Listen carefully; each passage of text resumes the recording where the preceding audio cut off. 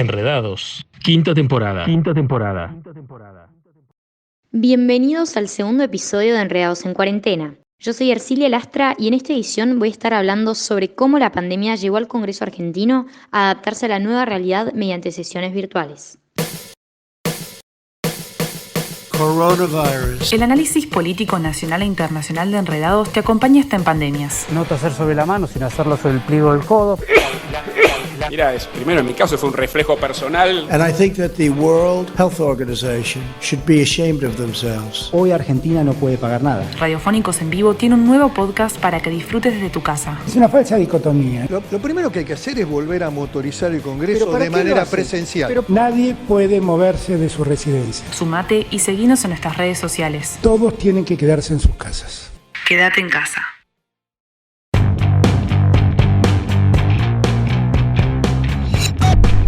El 14 de mayo de 2020 ocurrió un hecho histórico en la Argentina. Se llevaron a cabo las primeras sesiones legislativas virtuales en el Congreso de la Nación. Debido al aislamiento social preventivo y obligatorio decretado por el gobierno el pasado 20 de marzo, la mayoría de las actividades del país se vieron paralizadas y la labor parlamentaria no fue excepción. Mientras que muchas empresas e instituciones se adaptaron rápidamente al teletrabajo como alternativa al estancamiento laboral, el Congreso Nacional Argentino estuvo ausente durante casi 50 días.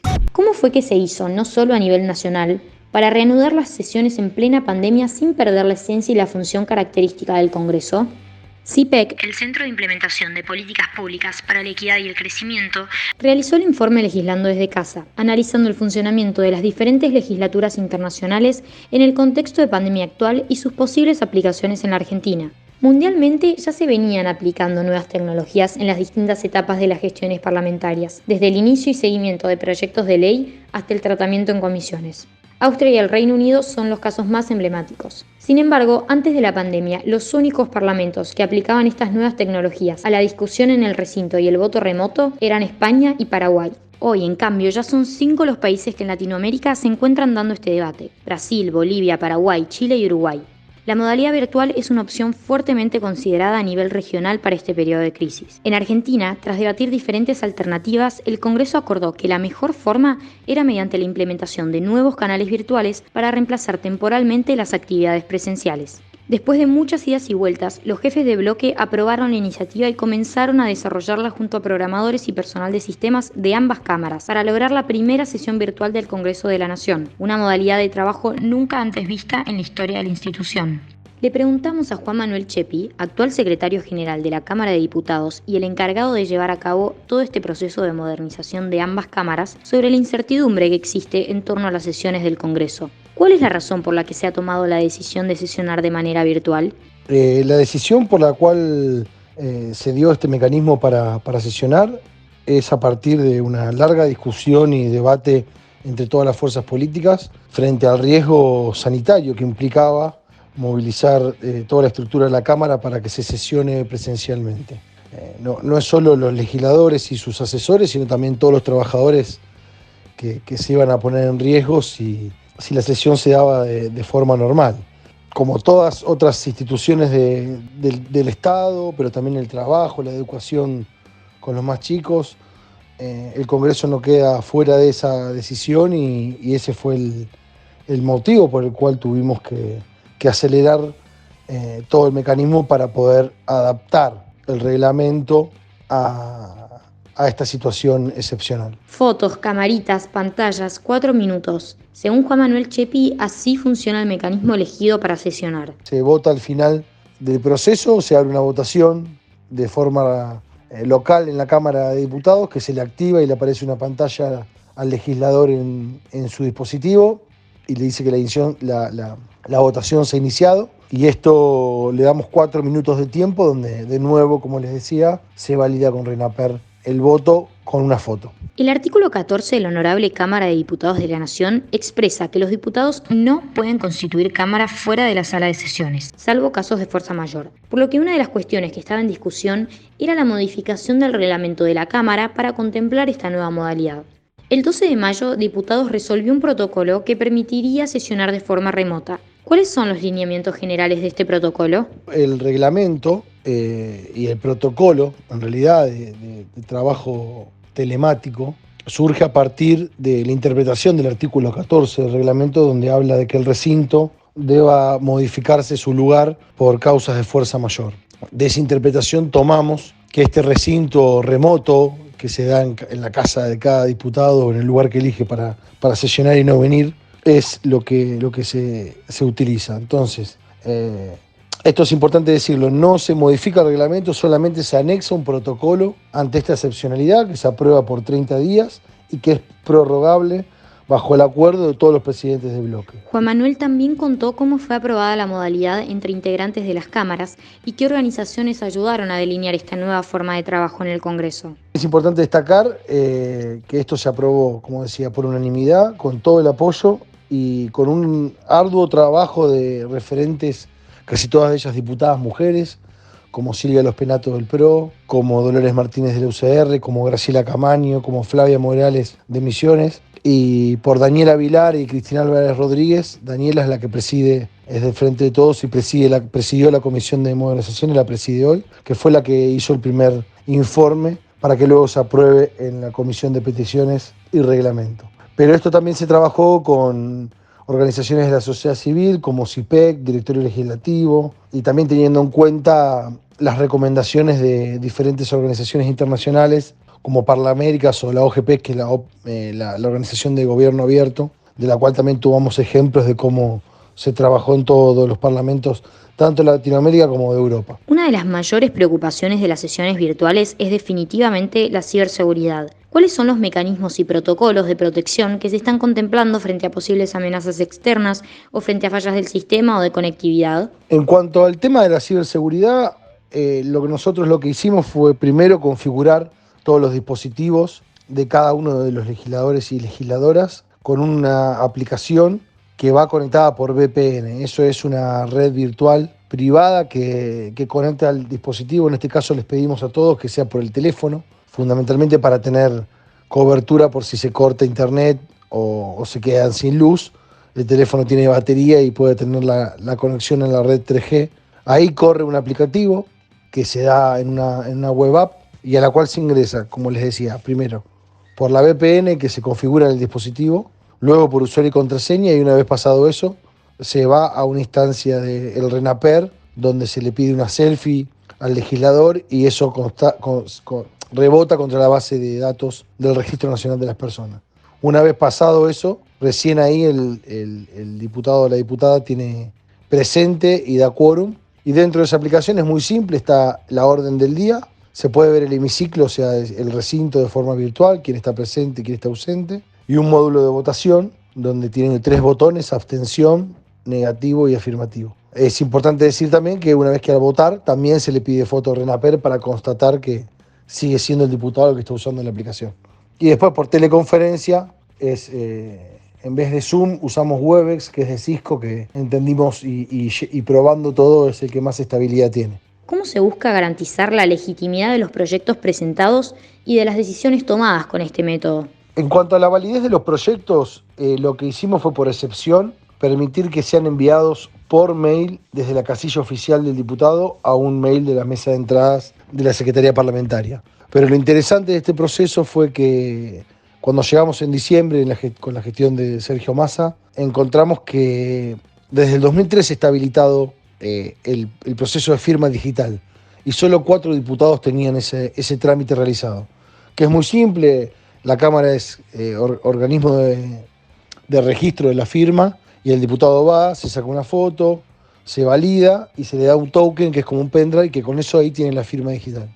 Bueno, no estaba esta modalidad en uso, pero como ha pasado con tantas otras cosas, esta pandemia y este aislamiento aceleró el proceso y hoy son casi 200 los diputados que ya tienen la firma digital tramitada, lo que permite firmar de forma segura proyectos, resoluciones, dictámenes. ¿Esta modalidad habrá llegado para quedarse? Así opinó Juan Manuel Chepi al respecto. Creo que está bueno para entenderlo de cómo puede llegar a cambiar la dinámica del Congreso para adelante, porque fundamentalmente en las comisiones con este sistema, que el protocolo también lo tiene en cuenta, el diputado no tendría que venir a Buenos Aires del interior, podría participar de las reuniones de comisión y firmar de forma digital desde su casa los dictámenes que se aprueben en cada comisión para llevar los proyectos al recinto y a la sesión. Así que creo que es algo que llegó para quedarse y está muy bueno entenderlo así. Si bien el desempeño en las primeras sesiones legislativas virtuales generó conformidad entre los legisladores,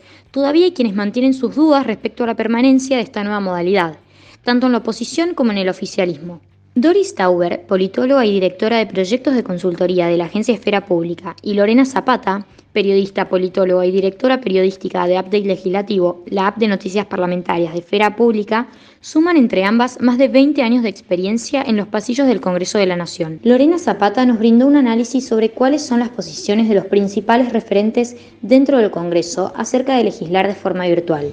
Si bien las primeras sesiones virtuales desarrolladas la semana pasada resultaron exitosas, hay distintas posturas respecto a si es viable o no legislar de manera virtual, incluso al interior de los propios bloques, no solo entre oficialismo y oposición hay diferencias. Por ejemplo, dentro de la oposición tenemos un sector encabezado tal vez por los líderes del interbloque, por Mario Negri, Ritondo, que ellos consideran que bajo esta modalidad solo podrían tratarse temas de consenso, que tengan un amplio apoyo entre los distintos bloques, y ven más difícil que esta postura, que esta modalidad pueda llevarse adelante para el debate de temas más complejos. Esa misma posición la comparte Máximo Kirchner, por ejemplo, como uno de los principales referentes del Frente de Todos. En la sesión de la semana pasada, en su discurso de cierre, él dijo de que creía que la política era cara a cara y que tenía sus dudas respecto a este tipo de modalidad, pero un poco también refiriéndose a aquellos temas que resultan más controversiales. Después también hay una ala de diputados que atraviesa un poco a los distintos bloques, que creen que esta es la única modalidad viable en esta situación excepcional, y que consideran que mientras la situación siga siendo esta y esta sea la herramienta posible con la que se cuenta, hay que avanzar con ella, y no están tanto prestando la atención a cuál es el calibre del tema o de los debates que se vienen. Tanto Negri como Máximo Kirchner un poco también tienen el ojo puesto en que el debate, uno de los principales debates que se vienen, es el de proyecto para gravar las grandes fortunas, que se espera que puede tener un debate mucho más intrincado, con una votación mucho más cerrada, y es allí en donde surgen las dudas respecto a si es viable o no con esta modalidad virtual votar sobre todo una ley tan controversial. El tratamiento del proyecto de ley para gravar a grandes fortunas, como muchos otros, genera mucha incertidumbre sobre cómo serán trabajados mientras permanezca el aislamiento social preventivo. Doris Tauber contó cuáles son los temas de la agenda legislativa para este Congreso virtual.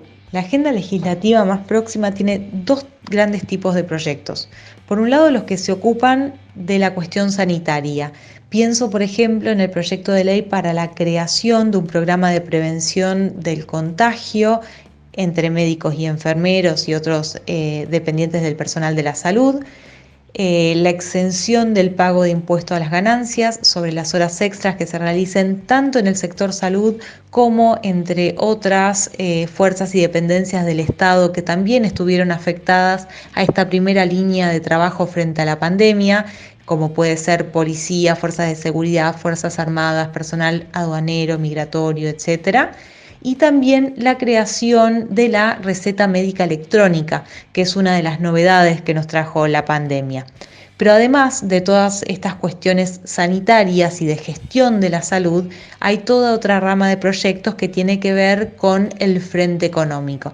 Por ejemplo, se analizan y ya se están discutiendo algunas medidas que procuran llevar alivio a la situación de las pymes fundamentalmente, desde programas de asistencia financiera hasta programas de reconversión, alguna especie de sistema de concursos y quiebras adaptado a la situación actual. Son varios los proyectos que se analizan en ese sentido.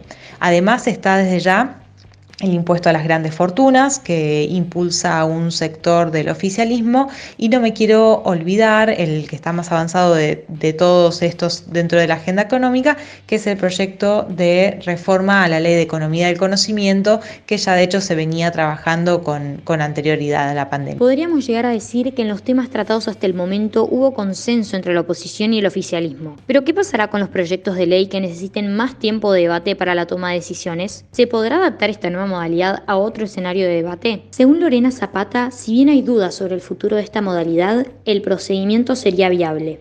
Si la modalidad de trabajo remoto puede adaptarse para el debate de temas controversiales, es justamente la duda que, sin reconocerlo a viva voz, tienen los principales referentes tanto del oficialismo como de la oposición, y es un poco también lo que dejaron entrever en sus discursos de cierres Mario Negri y Máximo Kirchner en la primera sesión de la Cámara.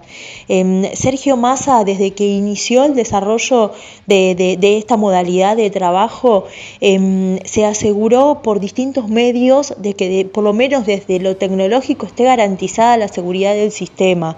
Hizo arreglos con la RENAPER, lo desarrolló dentro de un satélite propio para evitar cualquier tipo de hackeo y violación del sistema. Tiene pruebas y contrapruebas biométricas ante la Cámara a viva voz. Las votaciones se registran en PDFs que reciben los legisladores en el mismo momento de la votación.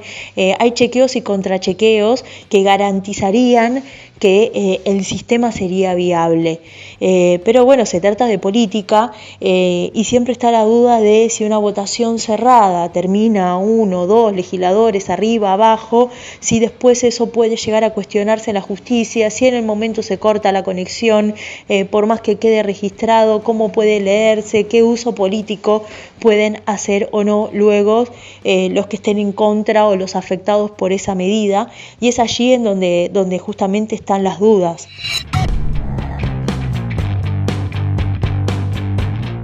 El Congreso de la Nación es la institución por excelencia para el mantenimiento de la democracia. No solo representa las diferentes voces de la sociedad, sino que también garantiza la división de poderes y que la República permanezca en actividad. Es llamativo, sin embargo, lo mucho que tardaron ambas cámaras en adaptarse a las circunstancias de la pandemia. 2 meses de organización, discusiones e intercambios mediáticos. De todas formas, las sesiones volvieron, pero como toda nueva modalidad plantea grandes desafíos y también suscita muchas dudas. Por lo tanto, es importante plantearse cómo será su evolución a futuro, hasta qué punto es un adecuamiento a la crisis actual y hasta qué punto puede llegar a ser una herramienta para agrandar el Estado. ¿Esta nueva modalidad virtual llegó por un determinado periodo de tiempo o podría esta situación excepcional progresivamente llevar a la modernización del proceso legislativo de forma permanente? Soy Ercilia Lastra y este fue mi análisis sobre el Congreso 3.0. Gracias por escuchar este capítulo de Enredados. Seguinos en nuestras redes sociales para escuchar más podcasts de radiofónicos en vivo y acordate, quédate en casa.